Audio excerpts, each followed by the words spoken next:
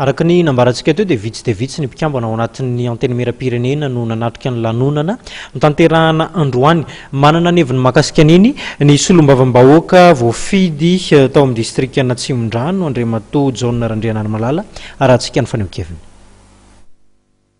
Zay solombavam-bahoaka eto Antananarivo dia tsisy tonga izy ireo amiko fanosonana eto faleovan-tena izy ity indrindra fanosonana tafika. Nefa dia mipero manao rehetrarehetra mihitsy tsy tao angamba dia ny Andriamatoa filohan'ny asamblee tsisy tonga teto aiza ny fitiavaka an-drazana amin'izany zavatra sa rehefa inona dia tonga ety ary rehefa inona dia tonga ety avy. Ako inona ny fisadisaka tany amin'ny hilanana ny ary teny fa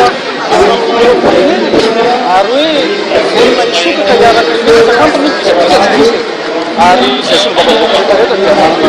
fijery hoe inona ny tokony hotsehana amin'izay amin'ny fomba iaraha-miasa fa tsy tokony isy izany fisadisana amin'ny solombavam-bahoaka fa misy soratra eto amin'ny fomba atao mbola vetivety tany